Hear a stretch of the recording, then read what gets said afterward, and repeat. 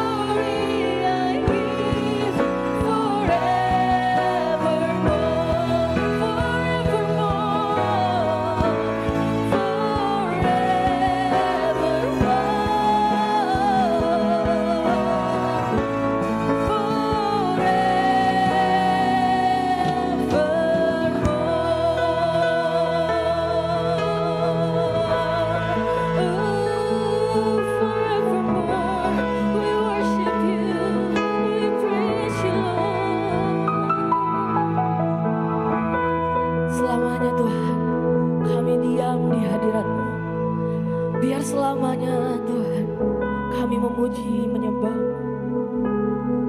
Ini kerinduan kami. Ini yang menjadi permohonan kami Tuhan.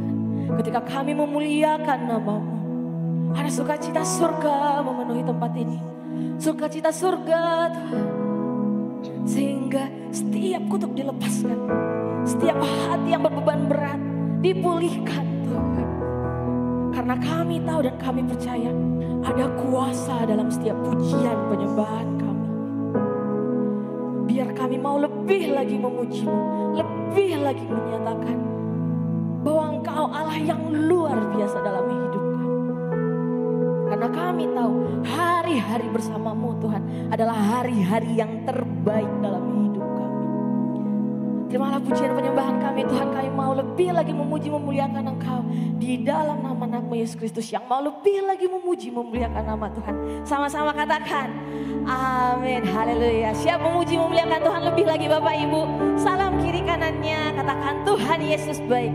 Hari ini adalah hari yang terbaik, hari yang terindah bersama Tuhan kita. Haleluya.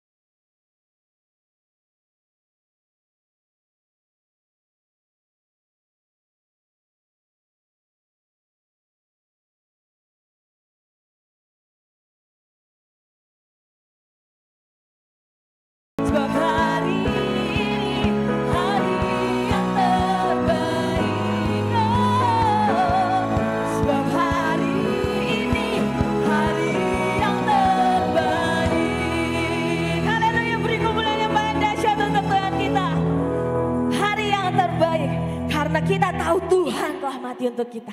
Dan saat ini biarkan kita menyatakan iman kita di hadapan Tuhan. Tuhan Yesus satu-satunya pilihan dalam hidupku. Haleluya.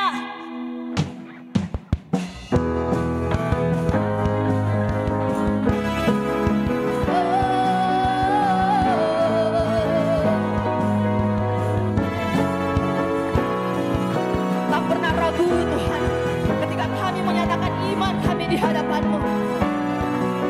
Biarlah Kau yang menjadi pilihan. Sama-sama katakan. Kau Tuhan yang mulia, turun ke dunia, turun tebus segala dosa.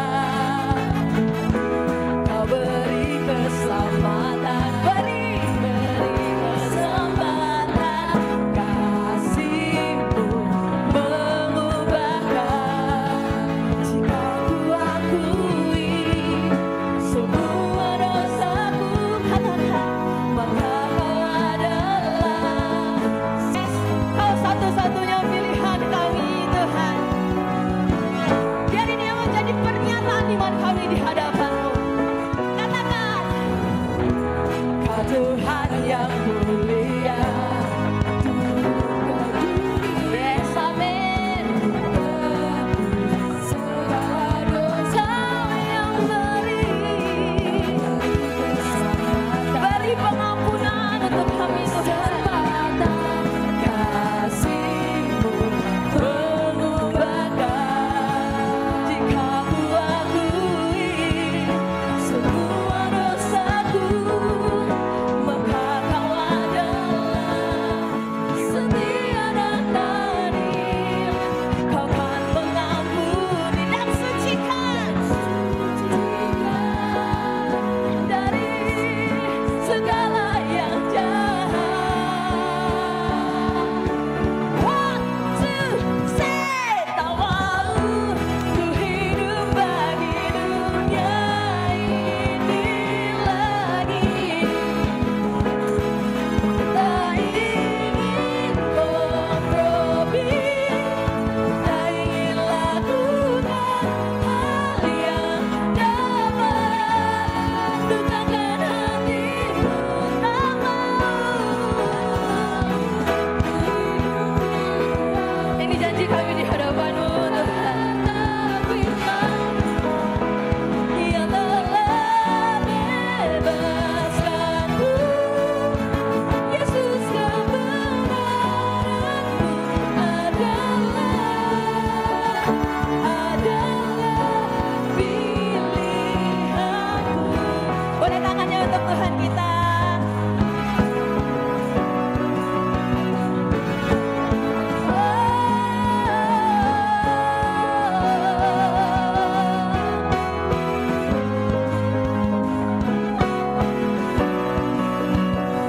Lebih lagi katakan, nyatakan di hadapan Tuhan.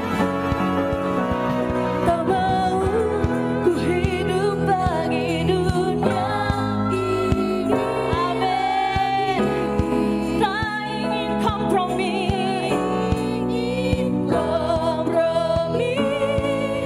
tak ingin lakukan hal yang dapat dukakan hati-Mu. Tak mau ku hidup di luar tuntunan firman-Mu yang telah bebaskanku. Yesus kebenaran-Mu adalah pilihanku.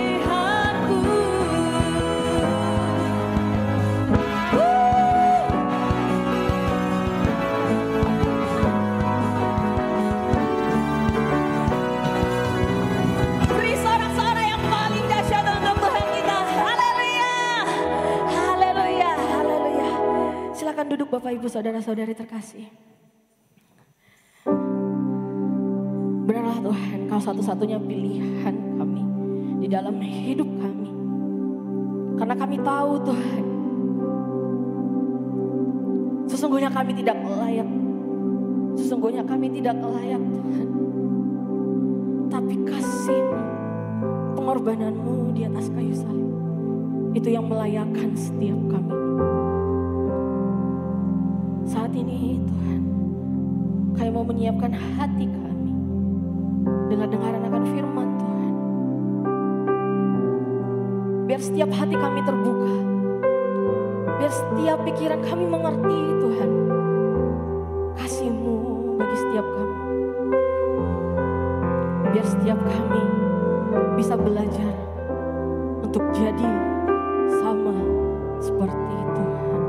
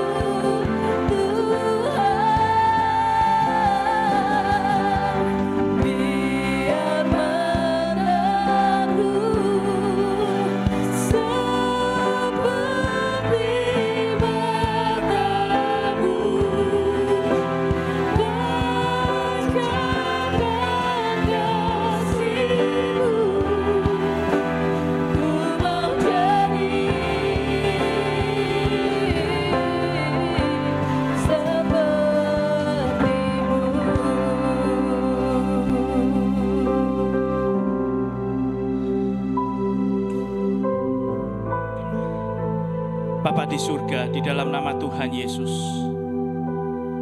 kami mengucap syukur untuk segala kasih-Mu, anugerah-Mu, dan berkat-Mu, proteksi-Mu, penyediaan-Mu, yang selama ini mungkin kami tidak merasakan, tetapi Engkau setia menjaga kami Tuhan. Bapa di surga, hari ini, pagi ini, biarlah Roh-Mu sendiri yang berkuasa atas kami semua. Ikat lidahku ya Tuhan, dan pikiranku dan hatiku untuk menyampaikan kebenaran firman-Mu. Biarlah kebenaran firman-Mu memerdekakan kami semua Tuhan. Rubah kami Tuhan. Kami tidak sama ketika kami datang. Kami pulang dengan pikiran dan hati yang diperbarui. Di dalam nama Tuhan Yesus Kristus, kuasa Roh Kudus bekerja sepenuhnya atas kami semua. Amin.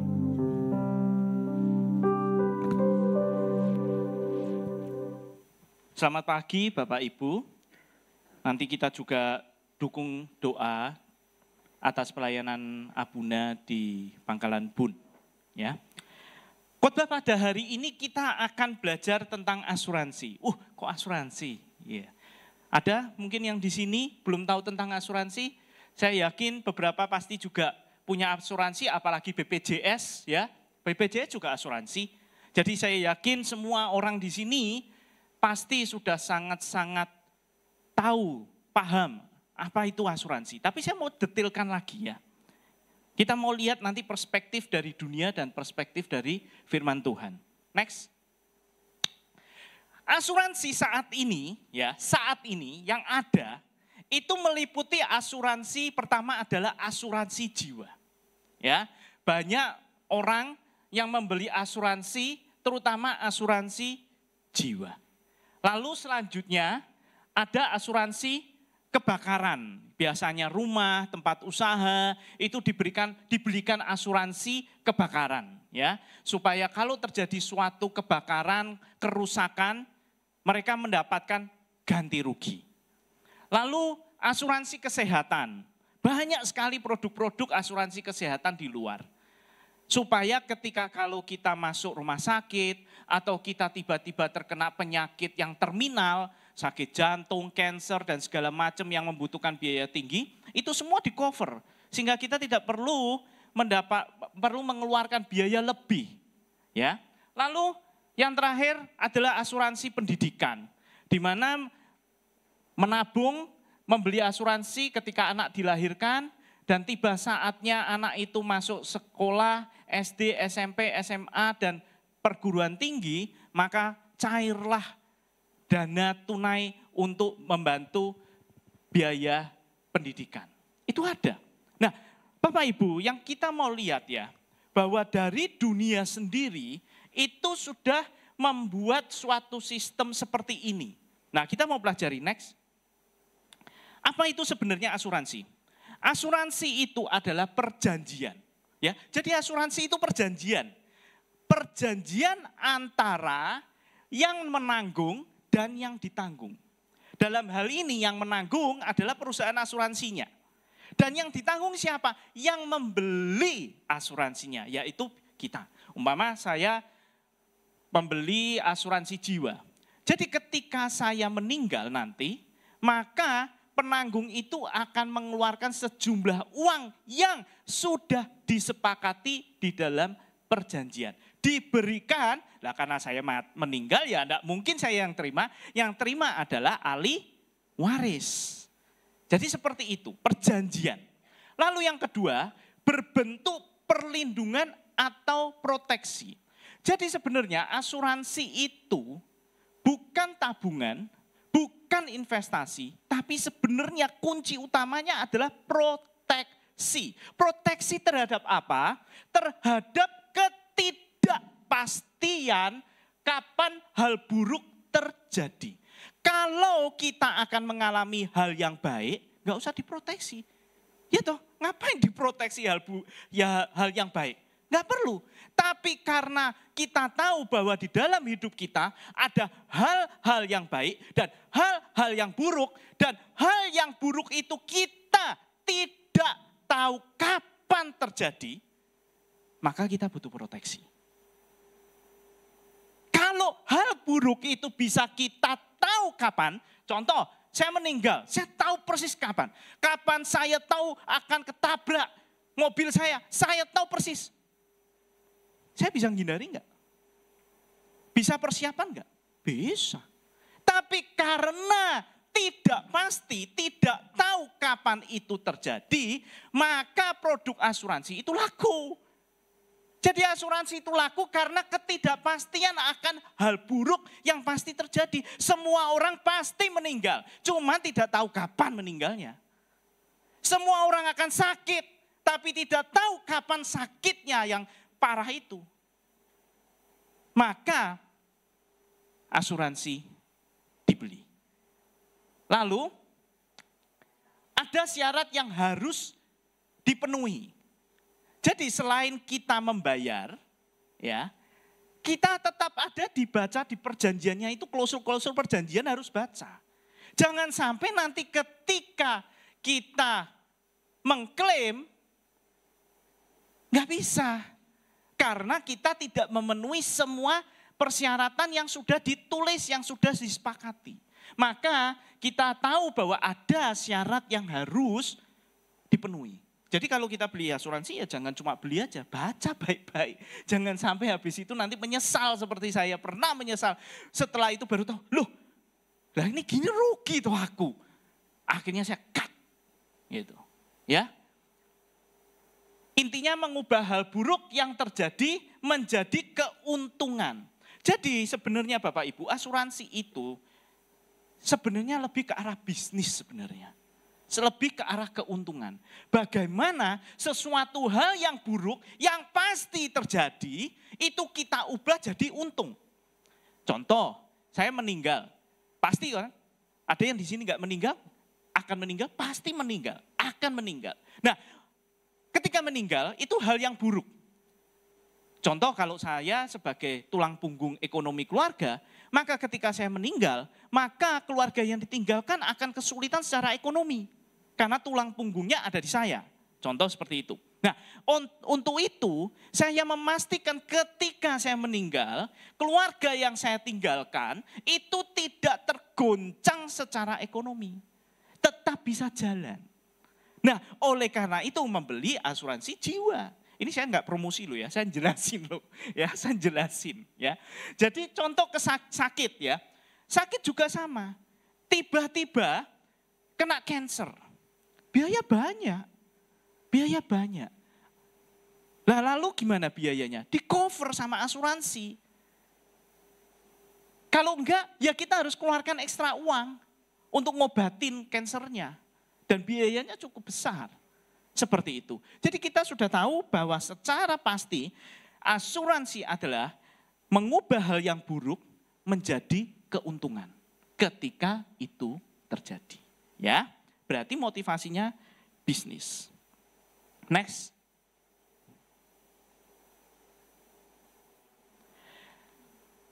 Lalu yang kedua, selain motif bisnis, asuransi itu mengandalkan kekuatan manusia dalam hal membayar premi. Jadi kalau kita nggak bayar premi, ya nggak ada, asuransi itu nggak berlaku. Nggak bisa. Jadi asuransi itu hanya bisa berjalan dan berlaku kalau kita membayar premi. Selain memenuhi syarat-syarat yang lain, tapi kunci utamanya harus bayar premi. BPJS kalau nggak bayar, umpama nggak bayar setahun, tiba-tiba kita mau pakai, itu kita harus ngelunasin loh yang setahun sebelumnya, sebelum bisa dipakai lagi. Jadi jangan dipikir kalau nggak bayar BPJS nanti, oh saya mau butuh 1 tahun lagi, saya butuh gitu ya. Terus tinggal saya nyalakan lagi, bayar premi lagi. Nggak bisa. Utangmu premi selama setahun yang tertunggak harus dilunasi semua. Harus dilunasi semua. Makanya jangan main-main ketika punya BPJS aktif, terus kalian tinggal lari aja tidak bayar preminya, bahaya. Ketika akan pakai, ditagih semua tunggaan yang ada. Ya. Nah, lalu yang ketiga, ini yang harus diperhatikan. Asuransi dari versi dunia itu bisa one prestasi. Dan itu kasusnya sudah banyak. Makanya keluar di koran ya, para klien itu semua komplain, demo di depan perusahaan-perusahaan, bicara ke wartawan. Kenapa? Klaimnya enggak dicairkan, ditolak, enggak bisa sesuai dengan harapan dari pemegang polis. Banyak sekali yang one prestasi, makanya Bapak Ibu harus cari yang benar-benar kredibel. Enggak bisa enggak. Karena kasusnya sudah banyak sekali. Nah, sekarang kita masuk next. Bagaimana dengan firman Tuhan? Ya, kita mau belajar. Next. Yang pertama tadi, kita tahu bahwa asuransi jiwa itu berhubungan dengan kematian. Betul? Asuransi jiwa berhubungan dengan kematian. Kematian merupakan hal yang buruk, yang ditakuti orang. Betul? Ada yang di sini? Yang saya sukacita kalau meninggal sekarang.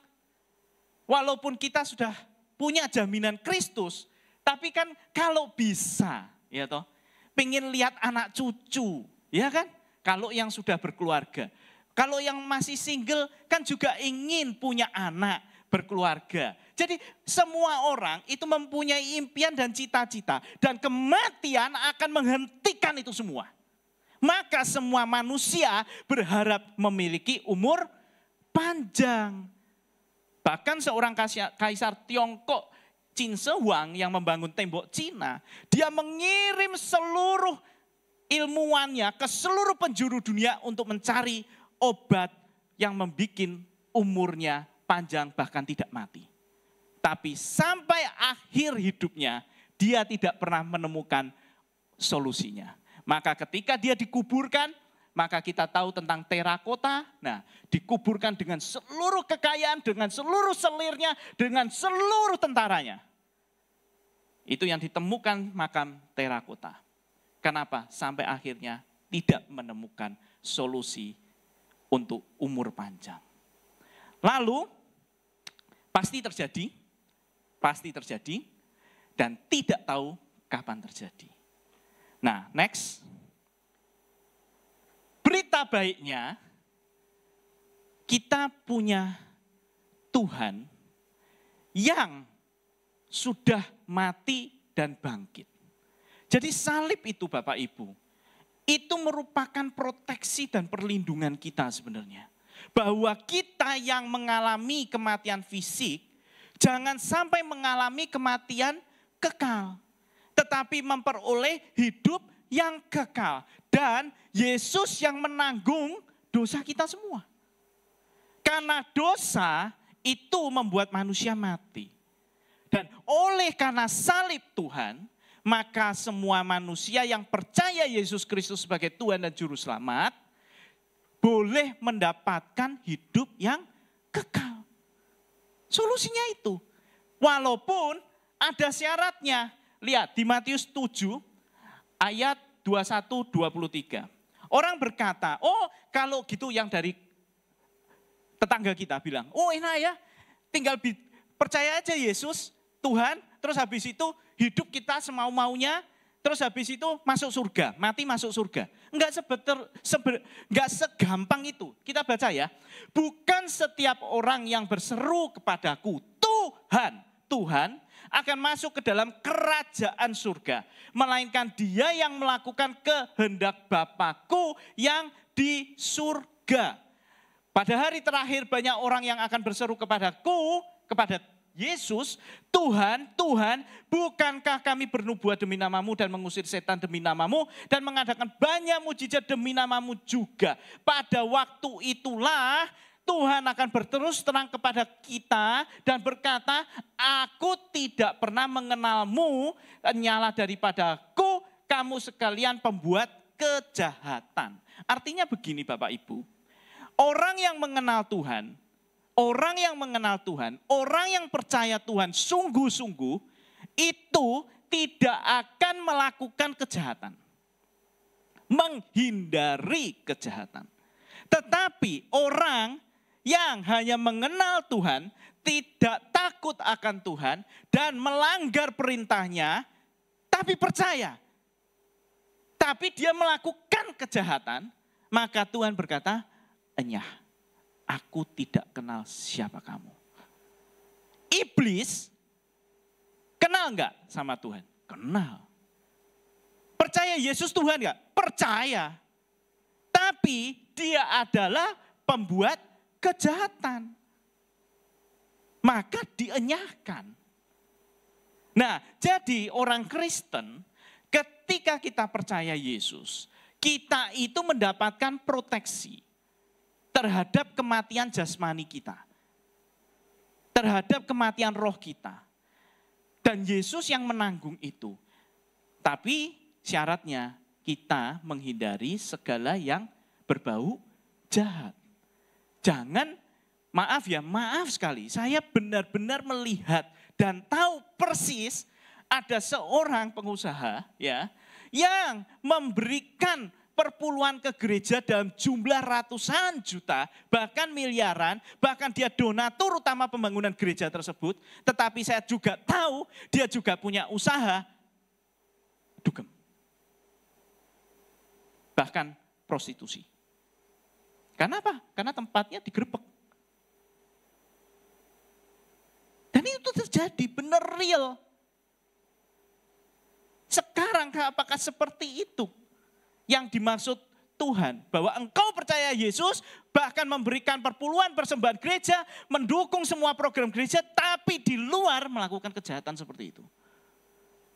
Bapak Ibu, saya yakin dengan ayat ini sudah bisa menjawab kemanakah anak-anak Tuhan yang melakukan hal tersebut akan pergi ketika meninggal.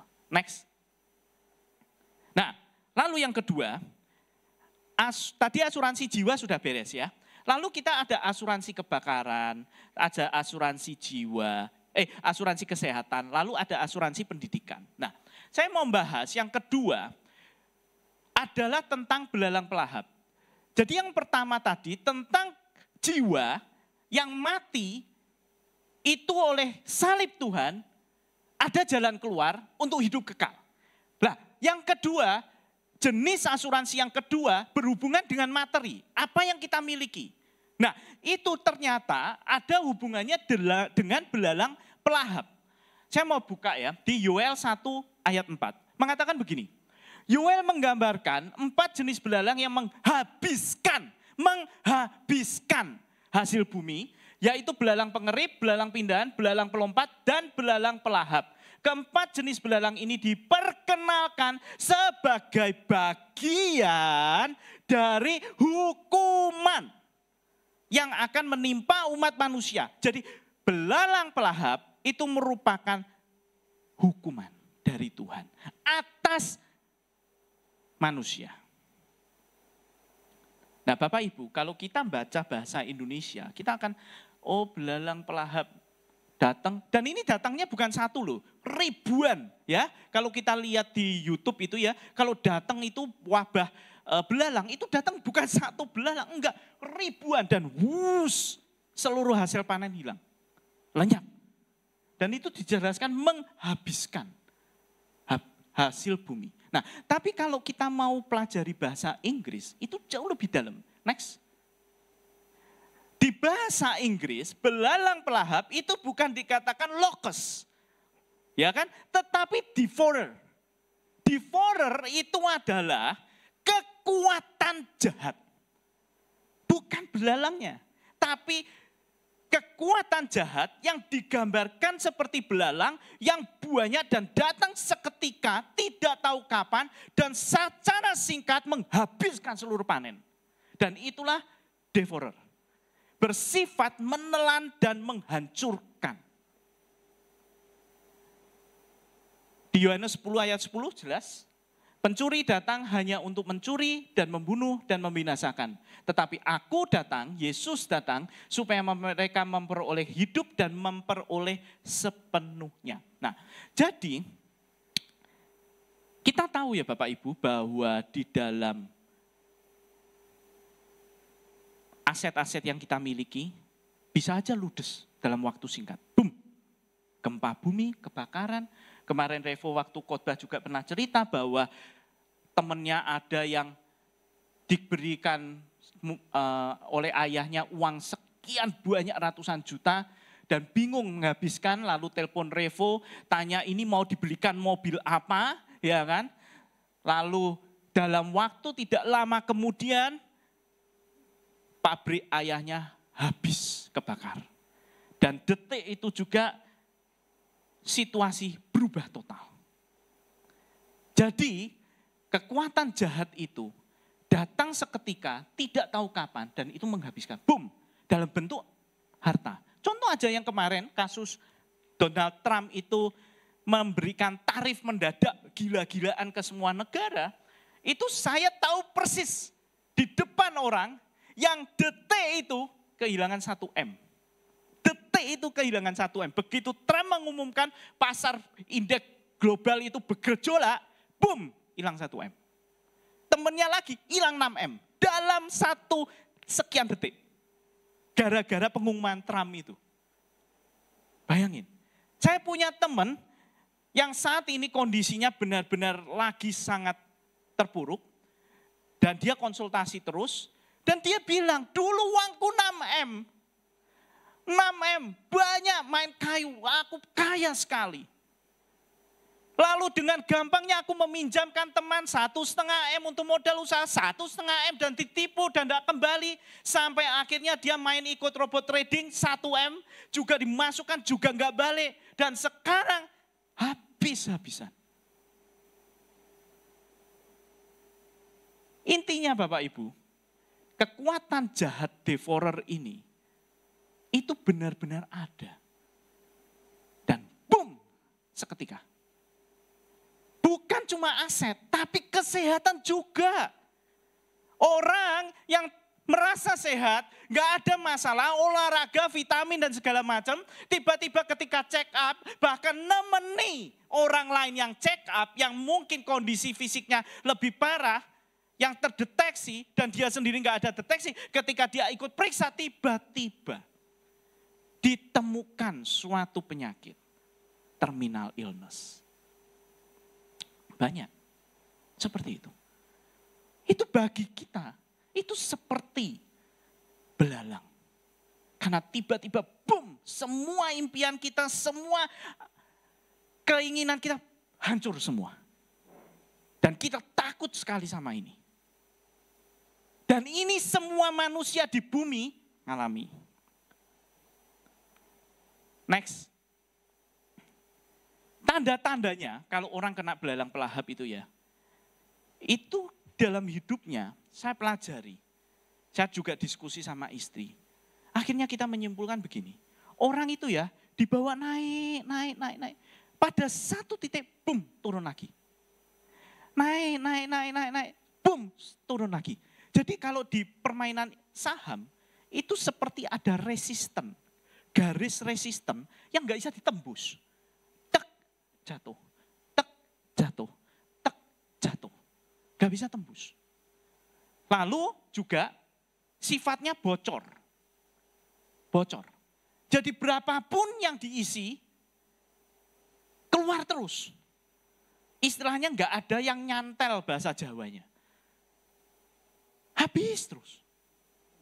Nah contoh yang terbaik tentang belalang pelahap atau kekuatan devourer, itu ada di Ayub. Itu contoh paling bagus. Kenapa? Karena yang dihajar itu semuanya loh. Semuanya. Ayub itu kena dari materi, kesehatan, anak. Semua hilang. Semua hilang. Kecuali nyawanya. Itu contoh yang paling bagus untuk menunjukkan kekuatan jahat devourer belalang pelahap kayak apa. Nah kuncinya kalau kita pelajari dari Ayub. Ayub mengalami itu semua ketika apa? Ketika apa? Kita tahu bahwa ketika Tuhan mengizinkan si jahat masuk bekerja. Jadi selama Tuhan gak mengizinkan kekuatan devourer jahat itu gak bisa. Gak bisa. Gak bisa. Bahkan Tuhan pun membuka akses itu untuk si jahat bekerja, tapi dibatasi jiwanya jangan engkau sentuh. Makanya si iblis ini, si jahat ini hanya bisa menghabiskan semua yang ada pada Ayub kecuali jiwanya. Artinya itu kuncinya. Harus seizin Tuhan. Next. Nah, puji Tuhannya, Tuhan itu punya proteksi. Tuhan itu punya proteksi. Atas semua apa yang dilakukan si belalang pelahap. Yaitu di Maleakhi 3 ayat 10 sampai 11. Dikatakan gini, bawalah seluruh persembahan perpuluhan itu ke dalam rumah perbendaharaan supaya ada persediaan makanan di rumahku. Dan ujilah aku firman Tuhan semesta alam, apakah aku tidak membukakan bagimu tingkap-tingkap langit dan mencurahkan berkat kepadamu sampai berkelimpahan. Ayat 11, aku akan menghardik bagimu belalang pelahap supaya jangan dihabisinya hasil tanahmu dan supaya jangan pohon anggur di padang tidak berbuah bagimu. Firman Tuhan semesta alam titik. Seperti seorang raja bertitah. Titah raja. Boom. Berlaku. Bapak Ibu, satu-satunya di firman Tuhan untuk mengatasi belalang pelahap hanya perpuluhan. Banyak teolog di luar berdebat, apakah perpuluhan itu masih berlaku setelah Tuhan Yesus datang ke bumi. Itu kan perjanjian lama, bukan perjanjian baru. Tuhan Yesus juga tidak secara spesifik membahas tentang perpuluhan. Bagi saya, Tuhan Yesus menjawab, tidak ada satu titik pun daripada firman Tuhan yang dibuang. Semuanya berlaku. Dan satu-satunya ayat yang bicara tentang belalang pelahap untuk dihindarkan hanya di sini. Gak ada lagi. Saya cari gak ada lagi. Dan satu-satunya, ini kebenaran yang luar biasa. Satu-satunya, Tuhan mengizinkan manusia menguji Tuhan. Selama hidup, Tuhan menguji manusia. Tapi hanya satu hal di mana Tuhan izinkan manusia menguji dirinya. Ya hanya di sini, gak ada yang lain. Gak ada yang lain, hanya di sini. Tuhan izinkan, ujilah aku. Yang lain gak ada, benar, gak ada. Saya cari gak ada. Jadi Bapak Ibu kalau mau percaya ataupun tidak, ya silakan Bapak Ibu. Tapi jangan berpikir bahwa ketika engkau melakukan tindakan perpuluhan, maka engkau akan terbebas dari belalang pelahap. Belum tentu. Karena saya pernah melakukannya Bapak Ibu. Kesalahan saya apa? Yaitu ketika saya memberikan perpuluhan, saya memberikan dengan sombong. Nih Tuhan, jatahmu. Paham? Aku punya uang, aku kasih ke Tuhan seperti pengemis. Nyoh. Sikap hati yang salah, walaupun engkau melakukannya sesuai firman Tuhan, tidak berlaku Bapak Ibu. Saya pernah ngalami dan nilainya tidak main-main. Sepanjang hidup saya akan selalu teringat gimana saya memberikan perpuluhan 500 juta. Serius. Dulu 2010. Saya memberikan perpuluhan 500 juta. Tapi dengan sikap hati, nyoh Tuhan, bagianmu. Dan jujur, tidak lama, habis semua. Semua habis. Belang-belang pelahap masuk. Apakah Tuhan jahat? Enggak. Karena saya tahu Tuhan baik. Tuhan tahu saya salah. Kalau dibiarkan kebablasan, sombong saya akan menyentuh langit. Maka satu-satunya cara dihabiskan. Baru dihabiskan. Baru sekarang ketika memberi perpuluhan, Tuhan, terima Tuhan, terimalah. Terimalah Tuhan. Layakkan perpuluhan ini. Ini semua hartamu. Dan engkau hanya mengizinkan aku 10% dan 90% aku nikmati. Itu sudah luar biasa Bapak Ibu. Tapi beda ketika sebelumnya, ini semua uangku dan 10% ku ambil dan ku berikan kepadamu. Nyoh Tuhan, ini jatahmu. Jangan otak-atik 90% ini. Maka kalau sikap hatimu salah, maka firman ini tidak berlaku Bapak Ibu. Justru yang terjadi ini belalang pelahap didatangkan. Karena apa? Engkau kurang ajar sama Tuhan. Next. Pemain musik, silakan. Saya mau membandingkan seperti ini Bapak Ibu. Sebelah kiri adalah yang kita bahas versi dunia. Sebelah kanan adalah versi firman Tuhan. Yang atas bicara tentang jiwa.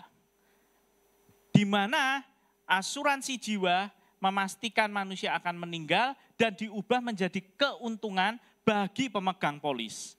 Tetapi di firman Tuhan dengan jelas mengatakan bahwa dengan salib Kristus, kita tidak perlu takut terhadap kematian. Enggak perlu takut. Ya, enggak perlu takut. Lalu yang di bawah tentang asuransi kebakaran, kesehatan, pendidikan terhadap aset kesehatan kita dan semuanya, itu sudah diberikan firman Tuhan, yaitu perpuluhan. Jadi sebenarnya ya Bapak Ibu ya, saya baru sadar. Saya ini kan barusan pulang dari Malang. Ya. Saya ngantarkan anak saya, Chelsea yang pertama, persiapan untuk berangkat sehingga dia harus les bahasa Jerman dan kita tinggal di Malang. Dan itu adalah momen pertama kali saya meninggalkan anak saya di luar sendirian. Jadi kami, saya sama istri, sama Chelsea berangkat, lalu saya stay 3 hari di Malang untuk mempersiapkan semuanya. Semua yang kita bisa pikirkan, kita siapkan semuanya. Sampai kita uji coba dulu, kamu tidur dulu semalam di sana, di kos, sebelum kita tinggal kayak apa, kekurangannya apa. Sehingga ketika kita pulang ke Semarang, kita sudah memastikan engkau akan baik-baik saja. Sekarang Bapak Ibu, kalau Bapak di dunia aja, orang tua di dunia aja, punya pemikiran seperti itu, apalagi Bapakmu di surga. Ya kan? Apalagi Bapakmu yang di surga. Akan memastikan ketika engkau dilahirkan di bumi ini, engkau akan baik-baik saja. Dan Tuhan membekali dengan 2. Yang pertama adalah proteksi, jaminan keselamatanmu, jiwamu. Dan yang kedua adalah proteksi perlindungan akan hidupmu, asetmu, kesehatanmu, cita-citamu, semuanya. Cuma bedanya kalau di dunia engkau harus membayar. Tapi untuk keselamatan, Tuhan bilang apa? Aku yang bayar. Bayangin. Jadi Paskah, kalau kita melihat secara utuh, itu adalah bukti otentik kebaikan Tuhan untuk anak-anaknya. Yang memastikan bahwa kalian semua, kita semua selamat. Dan Tuhan tahu engkau tidak bisa membayarnya, maka Tuhan berkata, aku yang bayar. tinggal engkau lakukan apa sesuai dengan perintahku. Dan kalau dilihat perpuluhan, oke, loh Tuhan, aku membayar. Nah, Bapak Ibu, ketika engkau punya mindset bahwa ketika perpuluhan engkau membayar Tuhan untuk proteksimu, detik itu juga engkau salah. Karena perpuluhan bukan untuk membayar Tuhan, untuk membeli proteksi Tuhan, bukan. Tetapi itu adalah rasa penyembahanmu, kerendahan hatimu, ucapan syukurmu kepada Tuhan. Dalam bentuk 10%. Detik engkau mengatakan aku membayar Tuhan untuk proteksi dari belalang pelahap.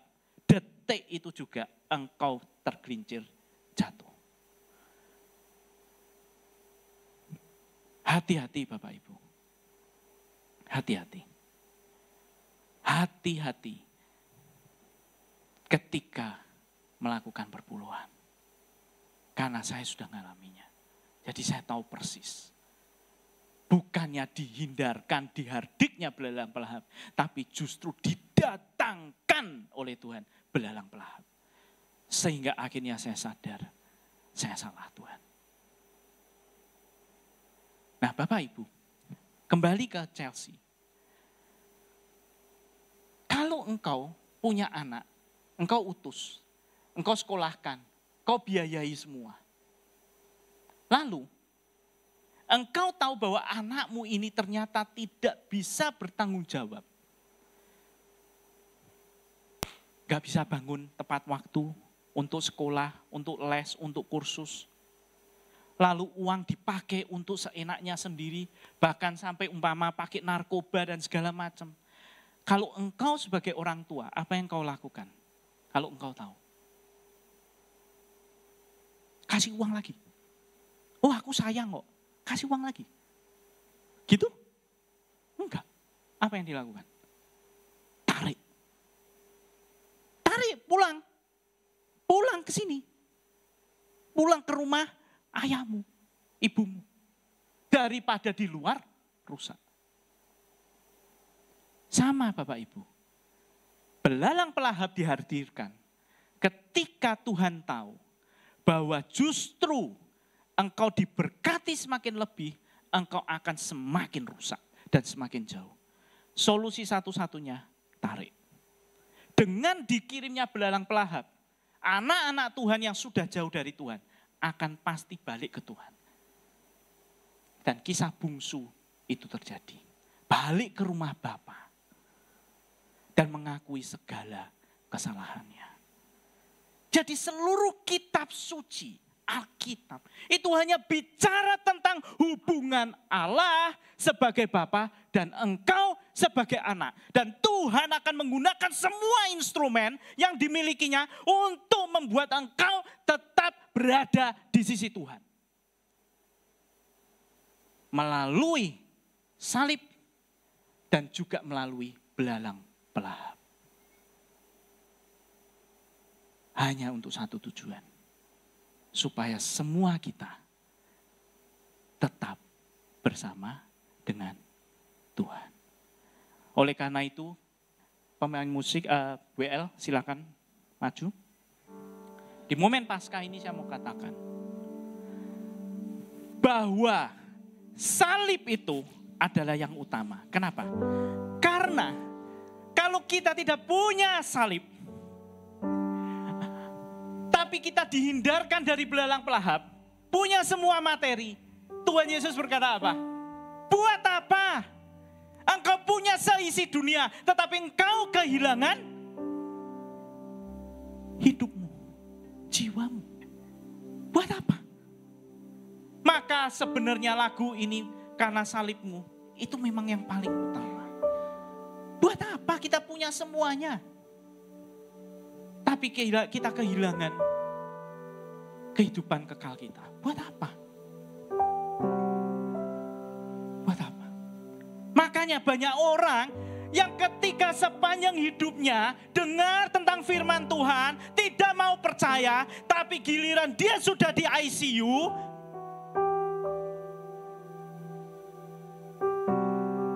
dia baru terima Tuhan. Bahkan saya pernah ketemu orang yang begitu dia selama ini gak mau, dan begitu detik dia tahu kapan waktunya mungkin dia merasa. Dan dia bilang, aku terima Yesus pun mulutnya tidak bisa berucap. Cuma bibirnya bergerak. Tetapi kita tahu dan air mata menetes. Kita tahu, terima Yesus. Dan tidak ada hitungan jam pulang ke rumah Bapak. Maka Bapak Ibu, buat apa kita punya semua, tapi kita kehilangan nyawa kita? Dan buat apa kita mengejar semuanya itu dan melupakan Tuhan? Motivasi kita semua uang, semua dunia, kekayaan dan segala macam. Buat apa? Kalau Tuhan mau berkati gampang kok. Buktinya Ayub itu dibalik gini aja kok. Dari habis-habisan Tuhan pulihkan ketika apa? Ketika Ayub akhirnya mengerti. Di pasal yang terakhir dia berkata, akhirnya aku mengenal Allah yang aku sembah. Begitu dia ngomong aku mengenal, akhirnya aku mengenal. Aku tahu siapa Allah yang ku sembah. Boom, Tuhan bilang proses selesai. Balikkan semua.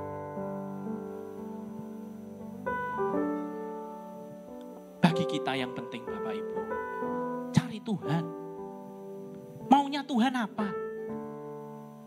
Seperti saya punya anak, saya tidak akan memiliki keinginan jahat atas anak saya. Tapi saya memproteksi, memikirkan semua cara supaya dia aman. Bahkan saya mengatakan ketika kamu ke les itu, jangan lewat jalan situ, tapi lewat jalan ini. Semua dipikirkan. Dan dia katakan, kenapa Pak aku harus ambil jalan ini, kenapa tidak jalan itu? Dan saya jelaskan. Sana gelap, ada orang nongkrong. Di sini sana ada pos satpam, hansip. Kalau orang tua di bumi aja berpikir seperti itu, sebelum meninggalkan anaknya sendiri dan memastikan semua baik-baik saja, apakah Tuhanmu juga tidak akan melakukan hal yang sama? Bahkan lebih dari seorang manusia di bumi yang memikirkan anaknya. Maka Bapak Ibu, jika hatimu tawar, hatimu kecut, engkau takut dan engkau berkata bahwa Tuhan, apakah engkau mendengarkan aku? Selama ini aku berteriak Tuhan, tapi seolah tidak ada apa-apa.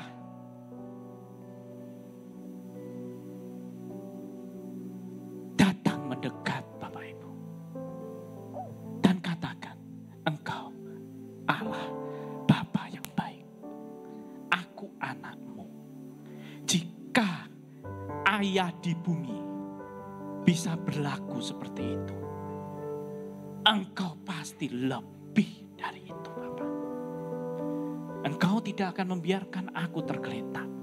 Engkau akan menjagaku.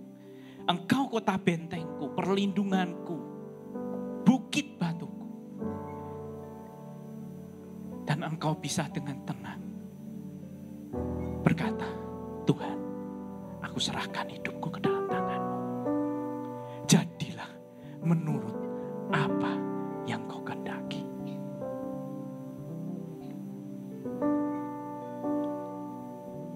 Egomu sudah tidak ada. Semua adalah tentang Tuhan. Jadi Bapak Ibu, saya mengundang menyanyikan lagu ini. Karena ini kuncinya. Buat apa engkau terima semua proteksi Tuhan dalam hal keduniawian, tapi engkau kehilangan nyawamu.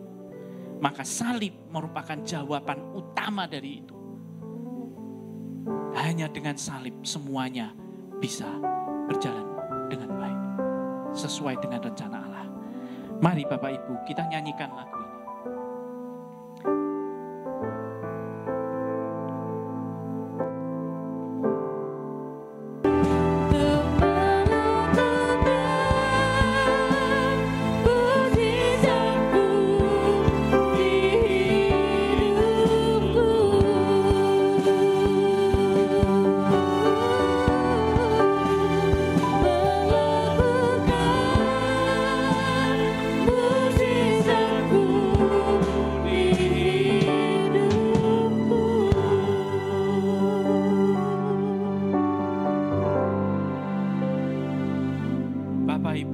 saudara-saudara,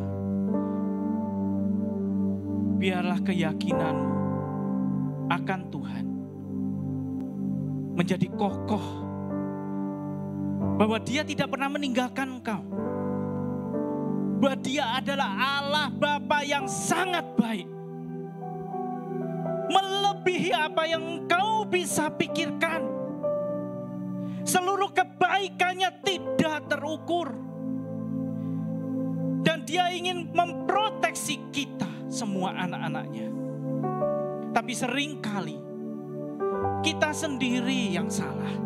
Kita sendiri yang keluar meninggalkan. Kita sendiri yang tidak taat terhadap Tuhan. Sudah diperintahkan jalan ini, tetapi kita mengambil jalan yang lain. Kita punya ketakutan akan kesehatan kita. Kita takut akan aset-aset kita. Kita takut akan perusahaan kita. Kita takut akan pekerjaan kita. Kita takut kehilangan itu semua. Tapi sebenarnya Tuhan sudah menyiapkan semua instrumennya. Ketika engkau taat, maka perjanjian Tuhan dengan anak-anaknya akan berlaku. Di dalam nama Tuhan Yesus, dengarkanlah doa anak-anakmu ya Tuhan. Biarlah mulai hari ini mereka semua yakin siapakah Engkau Tuhan yang disembah. Seperti Ayub mengatakan, akhirnya aku mengenal Engkau Tuhan, Allah yang kusembah, yang tidak akan pernah meninggalkan anak-anaknya. Terima kasih Tuhan atas kebenaran firman-Mu. Biarlah mulai hari ini keyakinan kami akan Engkau, siapa Engkau, teguh, kokoh, dan tidak tergoyahkan. Tidak ada ketakutan atas kematian dan tidak ada ketakutan atas belalang pelahap dalam hidup kami. Di dalam nama Tuhan Yesus Kristus, semua yang percaya berkata, amin.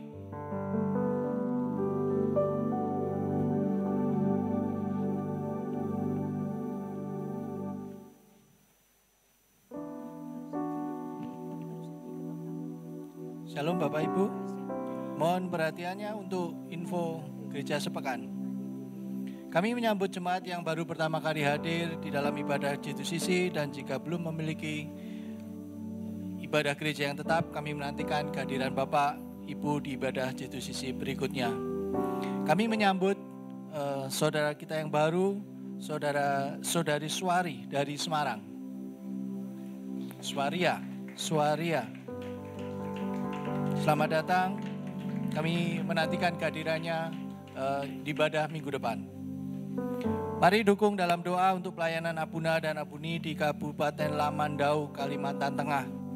Agar Roh Kudus bekerja mematahkan belenggu dan berhala, ada mujizat, juga doakan proteksi untuk Abuna dan Abuni di Nangabulik sampai hari Senin nanti. Ibadah sore 27 April 2025, pukul 5 sore akan dilayani oleh Pastor Revo Saluku. Ibadah online juga pukul 5 sore di channel YouTube Pastor Sony Saluku. Firman online diadakan setiap hari Rabu pukul 7 malam. Doa breakthrough prayer setiap Jumat jam 5 sore di G2CC. Komsel Youth 4G setiap hari Sabtu pukul 4 sore di Main Hall G2CC. Ibadah raya minggu depan, hari Minggu 4 Mei 2025. Ibadah pagi onsite di tempat ini pukul 7 pagi. Ibadah sore onsite di tempat ini juga jam 5 sore. Ibadah sekolah minggu setiap hari Minggu pukul 7 pagi di halaman gereja G2CC. Kami menghimbau kepada Bapak, Ibu, Saudara maupun anggota-anggota keluarga yang sedang demam, flu, batuk, pilek tidak diperkenankan untuk mengikuti ibadah secara onsite, harap mengikuti ibadah secara online. Tetap menerapkan protokol kesehatan dimanapun kita berada serta beraktivitas. mengucapkan selamat ulang tahun dan selamat ulang tahun pernikahan bagi jemaat yang merayakannya di minggu ini. Tuhan Yesus memberkati dan memberikan umur panjang. Demikian info gereja sepekan. Selamat hari Minggu, Tuhan Yesus memberkati. Shalom. Ya, terima kasih Pak Imron untuk pengumumannya. Mari kita berdoa untuk anak-anak sekolah minggu. Ayo sini merapat.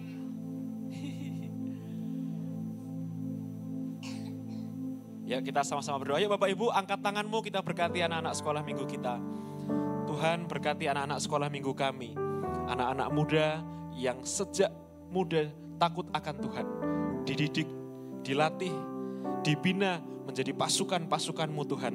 Tambahkan kepintaran, kecerdasan, kepandaian, hikmat, kesehatan, dan semua yang baik ada dalam diri anak-anak kami, generasi penerus kami. Juga berkati guru-guru sekolah minggu, berikan hati yang sabar, biar mereka boleh mengasihi anak-anak ini seperti Engkau mengasihi mereka, boleh membina mereka, sehingga mereka menjadi anak-anak yang bertumbuh dewasa di dalam kerohanian dan dalam jiwa mereka. Terima kasih Tuhan, dalam nama Yesus, haleluya, amin. Silahkan duduk. Ya, yang ulang tahun akan didoakan oleh Abuna minggu depan. Bapak Ibu dukung doa untuk pelayanan Abuna dan Abuni di pelosok Kalimantan. Namanya Naga Bulik tadi ya. Itu kurang lebih perjalanan 3 jam dari kota Pangkalan Bun. Ya, jadi Bapak Ibu, siapa yang merasa, duh hidupku kok biasa-biasa aja ya, kurang tantangan gitu ya. Nah, boleh nanti ngomong sama Abuna, Abuna utus aku ke Naga Bulik itu ya. Aku mau jadi misionaris. Nah, nanti Anda akan berlawanan dengan dukun-dukun santet Dayak ya. Jadi yang butuh tantangan dalam hidup, pengen mencoba hal baru, silahkan nanti lapor sama Abuna, kita kirim ke sana. Oke, mari sama-sama kita bangkit berdiri. Kita akan akhiri ibadah kita pada pagi hari ini. Sebelum saya doa berkat Bapak Ibu, ada sebuah kesaksian. Khotbahnya Pastor Jimmy tadi itu betul-betul dihidupi oleh teman-teman saya ya. Akhir-akhir ini ada banyak teman-teman saya yang dekat sama Tuhan. Karena apa? Habis digigit belalang pelahap. Bukan hanya satu orang, ada beberapa orang. Jadi dulu di puncak kejayaannya, sombongnya luar biasa. Diajak ke gereja gak mau, males-malesan. Tapi ketika belalang-belalang pelahap itu mulai datang, deketnya sama Tuhan luar biasa. Mulai cari Tuhan, mulai baca firman, mulai doa, mulai rajin ke gereja ya. Apa pesan saya buat Bapak Ibu semua? Jangan tunggu belalang pelahap hadir di hidupmu, baru mau dekat sama Tuhan.